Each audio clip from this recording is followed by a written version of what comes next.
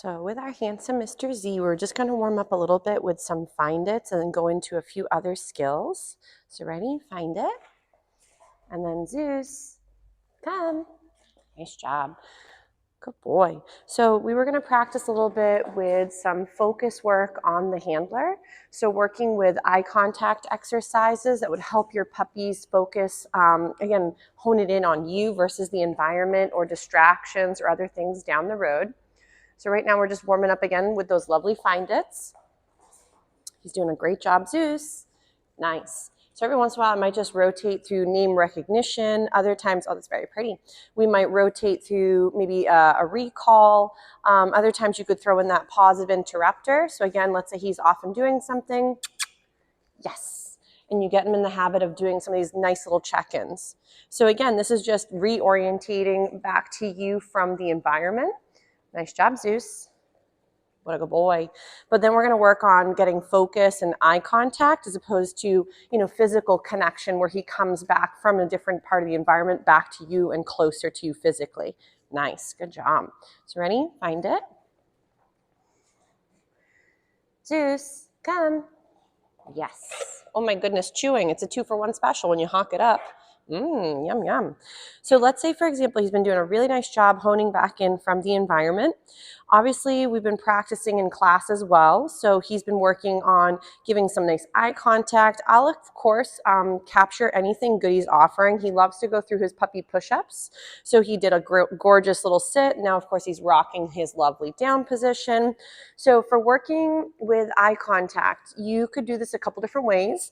There are some really awesome pattern games that also help reorient the dog towards you with giving eye contact. But it's not so much cued, so you're not asking for the focus. They start to hand it over, and then that's what gives them the reinforcement is for when they hone in on you. So obviously one of the ones we've been doing in school has been working a look or watch me behavior. So this is where, again, your puppy would be sort of, and again, I want to bring him a little closer just so you got feet. He trips on his gigantic, beautiful legs. He's probably had a very big growth spurt, and I feel like he's grown an extra 4 inches since the last time I saw him. So let's say you're going to be warming up with this. If this is new to your pup, you would want to typically get their focus on you. So like you can see Mr. Z is already looking up in my direction. I could then go from getting his focus onto my hand and go look, and then yes to feed him. So you're feeding for the continuous eye gaze. If he were to look away because he heard a noise or he got distracted, I would just restart the exercise. If he's too far gone, and let's say the environment is way too stimulating or past his comfort range, then I would try and work it again in a softer zone, but maybe at a different point. So again, we're going to go into a little look, and then yes to feed. So remember that if your puppies are starting to get more comfortable with certain skills, you want to fade out the lure. So if in the beginning you started off by showing it to the puppy's nose, bringing it up to your eyes, and then feeding for that response, you want to start to, again, fade out the lure. So your hand could be empty, but you can have a few snacks on the opposite side or in your pouch. So you'd go ahead and you go, Zeus, look, and then yes to feed. So he's still giving you those gorgeous responses, and you're feeding for the correct behavior on his end. So the other option is, of course, we have the look behavior. We also have name recognition. So obviously right now he's already honed in on me. So that's where we were doing some of those find its. So if let's say he's already all over you, you could do a little find it. And then from there, go into, again, Zeus, yes, and feed him for that. So that way, Mr. Z can start to get some really nice reinforcements for when he ever, brings himself back to your bubble and gives you those eyes. So again, we could go Zeus, yes, nice. So it's sort of, hey, you, and then it means, check in, but also maybe there might be another step coming after he hears his name. So you could, if let's say he was very distracted, say his name, and then go from that into a little look, and then yes to feed. So a couple different ways to rock it. The main goal is that you're not saying things over and over, like we mentioned in the past. If we keep repeating ourselves, the puppy might think it takes 15 maybe names to kind of check in. Or remember, they don't understand language the way we do typically. So for them, when they're hearing you constantly talking, it's moments where they might start to ignore you because that's all they ever hear is you in the background. So, and then they might start to think that maybe when you are chatting, it doesn't mean check-in, because a lot of times we're talking, but we may not have much direction or information to that language, which is really nice. Good job, sir. So Another one of my favorites is the two-hand cookie game.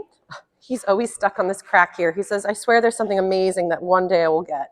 So right there, I might do my little kissy noise, positive interrupter, regain my puppy's attention, and then go working into another skill.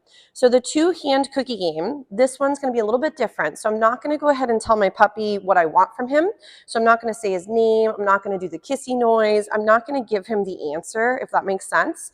So I'm going to have my two hands loaded with some snacks, show them to my dog's nose, hold them off to the sides, and when Mr. Z happens to glance at my face versus my hands, I'm going to go ahead and give him a little paycheck.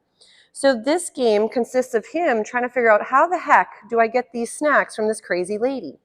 So right there, nice. So the moment Mr. Z locked eyes on my face and gave me some nice eye contact, I fed him for that, nice. So this becomes a game of focus on you from either distractions like your arms being out, the food being present, yes. So, but what Mr. Z is starting to learn is that every time he locks eyes on my face and gives me eye contact, that's what gave him the reinforcement. Oop, dropped one. And that's what's giving him the reinforcement. So if let's say your puppy was ever having a hard time, like he was barking and whining and jumping and grabbing for your arms, I'd recommend to go back into a little look, and then yes to feed. Make it really easy so he can be successful in giving eye contact. Because if he's trying something brand new, like the two-hand cookie game, is a lot of times newer for most. If you've tried it in class, he might be a little bit more well-versed in it. So again, we hold him off to the sides. We're waiting for those eyes. Yes. As this behavior becomes more and more consistent, where no matter what your hands are up to, the babe, yes, starts to give you eye contact, this can then turn into, beautiful job, into having your hands as opposed to off to the side. Maybe you do, for example, one hand behind your back.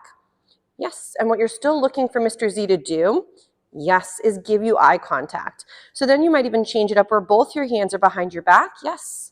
And no matter what the handler looks like, it involves checking in, yes, gives you the paycheck.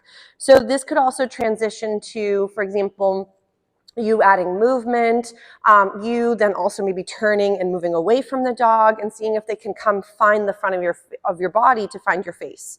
So what I mean by that is, so far we've done it with hands off to the side is step number one. Step number two would be sometimes hands behind your back, or one hand might be in motion. And no matter what your hands are up to, when he gives you eye contact, feed him for those moments. The third most difficult step would be to have your snacks at ready, show them to your puppy, put them up towards your chest. He's like, I would like to do it down. Are you getting exhausted? He's like, I might be. So I'm just going to get him up and wiggling so he's not lying down. So, but I'm going to, again, show him what I have to offer. I'm going to put it in front of my chest and turn away from him. Yes. And what I want him to do is try to find the front of my body so he can then lock eyes with me again. So I'm going to show him what I have, turn away from him, see if he comes to find the front of my body. And again, if he's having a little bit of a hard time, I might help him. So right now he's just like staring at my back end. So what I'm hoping Mr. Z will do is come to the front of my body, yes, and give me those eyeballs. So this can also teach your puppy to start to find your face for check-ins. So again, I'm going to show him what I have to offer, bring it up to my chest, turn away from my puppy, and I want to see if he again comes to find, oh, he says, so exciting. And see if he finds the front of me. Yes, right there, smart boy. If sometimes you get some woo-woos, it could be because he's getting a little bit confused or frustrated. We don't want something new to be too hard where he wants to either give up or get overwhelmed. A little bit of confusion as you're figuring out something new is part of the learning moment, but we want to make sure that it's not getting to the point where he's having a really hard time dealing with the new setup. So if let's say the turning away from him was harder than he was hoping, even though he did catch on really nicely, I'm going to go ahead and do now a few reps that are much easier again so I can build up his confidence once more. So I've got snacks on both sides, show it to my handsome guy. He says, lady, I was really hoping you'd throw them all over the floor. And right there when he locks eyes, yes, and feed. So again, this is the two-hand cookie game. Unlike, for example, the other games that we were doing, which could be the look behavior or name recognition, which is where you're cueing the pup to give you those eyes. Yes. Right now, he's like, oh, it rolled away. He's giving me eye contact, yes, without me asking for it.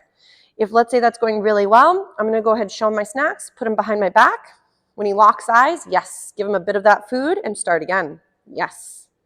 So this is just another great way, yes, to build up that eye contact has really nice value, but you can start to make it a little bit more difficult as he's starting to get the groove of the skill set. Nice job, sir. He's like, oh, so winded. So I would sometimes rotate through some of these. If your puppy's really having a rough time with something, always go back to a simpler version or a softer environment and see if your puppy can, again, master the skill or offer it in those new places. If they're really giving you a rough time, then they might not be really feeling it for the day, or the environment is much too difficult, or they don't quite get the concept yet. So you might have to proof it a little bit more in a calm place, like your home, or your softer bubbles, like maybe your own yard. Good job. So we'll give Mr. Z a little break from this exercise, and we'll do a few others with Mr. Handsome in just a second. You did a really good job.